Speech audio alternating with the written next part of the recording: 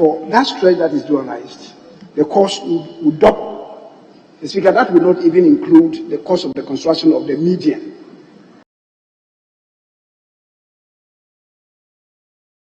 On the face of it, just that stretch would mean that the cost for 1 kilometer would double.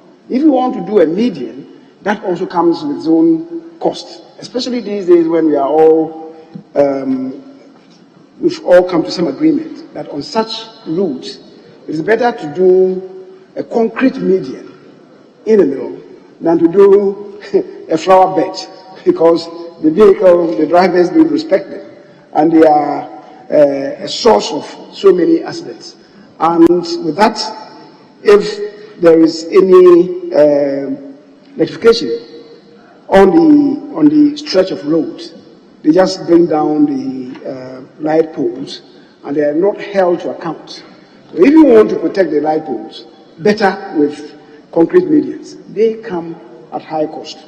The Speaker, then, as he has also indicated, there are so many bridges on that stretch of road, and the Speaker, building bridges come with their own cost. And I thought that if the committee went into that and the report featured this, it would provide ample justification for the cost of the project, so nobody then jumps at it to say that the cost is too much. Speaker, drainage is also going to be done at most of the span of that road. Drainage also on such ways come at huge cost. Mr. Speaker, they are also going to pave many stretches of that route, and providing pavement is also at huge cost. Mr. Speaker, if you want to prolong the life of roads, we need to protect them at the shoulders of the road by building these pavements. Mr. Speaker, that also reduces significantly accidents, because cyclists will be using the pavements, pedestrians will be using the pavements, and jaywalking will be discouraged. So, Mr. Speaker, that as well comes at a huge cost. And again, you have to look at the utility services along that stretch of roads, electrification, pipe-borne water delivery. If you have to relocate, Speaker, all of them will be factored into this. And that is why I had some engagement with the committee chair that next time around, these things must be properly investigated and factored into the report. The Speaker, that will serve Parliament better. So in justifying the cost, we know that these are the matters that we are concerned with. I appreciate the issue raised by my colleague, the ranking member, when he spoke to value for money. The Speaker, yes, it is something that should concern us. All too often, we have these projects that come to us, and the executive come with their own assessments, and then Parliament swallows it hook, line, and sinker. We must believe in the credibility and the integrity of the friends that are contracted to do that. Mr. Speaker, I keep also indulging committees that we purposefully set aside some allocations, so Parliament doesn't even have to wait for the VFM from the executive. We can also contract professionals to at least do some value for money analysis for us to further enrich the committee report. The committees don't tap into the allocations, and we come back to blame the executive. Parliament is also not doing what is required of us, and particularly the road committee, the committee on works and housing, the committee on education, the committee on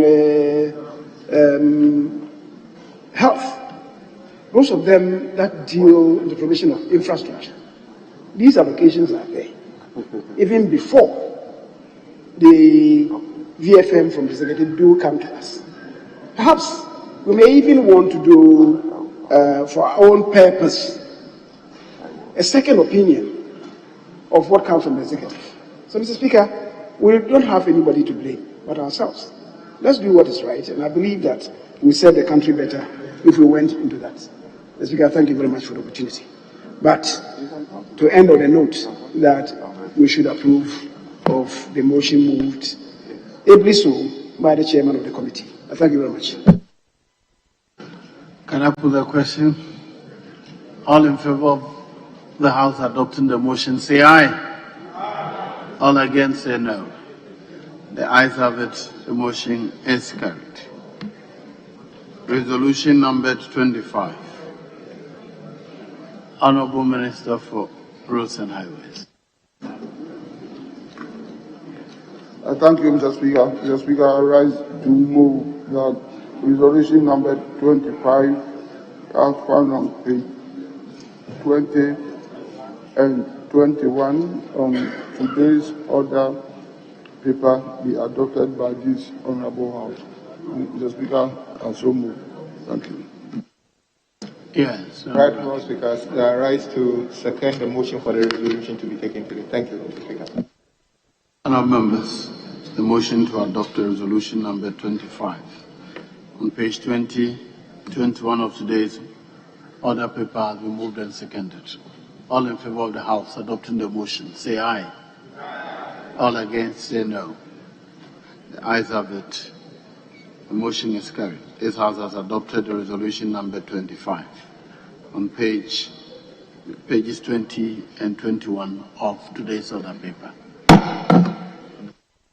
Yes, Honourable Majority Leader. Mr. Speaker, I think it's appropriate that the Minister for Roads is here. We are going to, this road is from the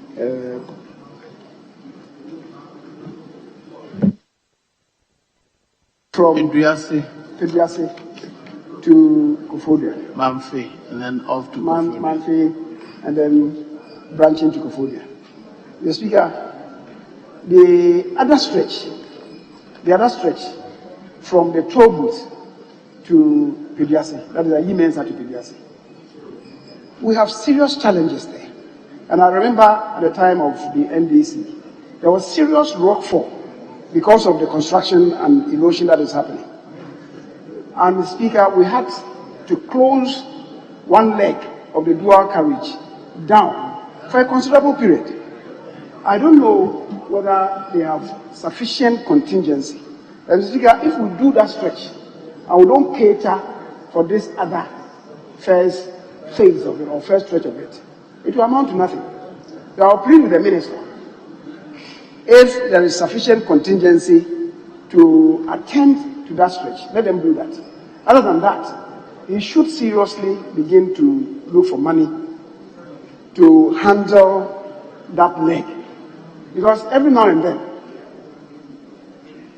particularly over weekends, you are driving up and you see that the rock is falling because of the massive construction that now is taking place there. And people building so close to the road. I don't know whether he will not liaise with the minister responsible for lands so that we stop the siting of buildings very close to the road. If we don't do that, the rockfall will continue, and we never know what may happen in the near future. But in the meantime, the issue is having some funds made available to protect that stretch. Mr. Speaker, thank you very much. Honourable Minister, I have once in a while done the walk up there. The right side, walking up, itself has serious challenges. Even the walkways, you look down, you can see that some parts are collapsing. So it's not just the rocky part that we must protect, that the valley outside the road, I think that some serious damage happening to the road, and we need to take steps to protect them as soon as practicable. Thank you. Yes, Honourable Chipwe. Speaker, leadership was engaged extensively, and mainly because of the ongoing consideration of estimate at the committee level. We've come to some agreement that tomorrow's sitting will start at 2 p.m. And so I want to move that the House adjourn to tomorrow 2 p.m. So move. Yes, Leader. Thank you, Mr. Speaker. I rise to second the motion. Mr. Speaker, we are of the view that the majority leadership should do well to support the committees to try and finish whatever work is left. Some of them, some information have been requested from the ministries, and they are not forthcoming. It's part of why some of the reports are delayed. So we hope that if we are adjourning to 2 o'clock tomorrow, when we come at 2 o'clock, we should have some work to do because, like we said, the target is to rise on the 17th. So we should be working very hard to do that. With this comment, Mr. Speaker, I second the motion for adjournment until tomorrow, 2 p.m., hoping that they will ensure that the committees finish their work in good time to get reports. Thank you very much. Yes, no, with your motion has been seconded. Yes, but I can assure my colleague that frankly, leadership is doing all it could. As of today, the outstanding estimates were judiciary and parliament.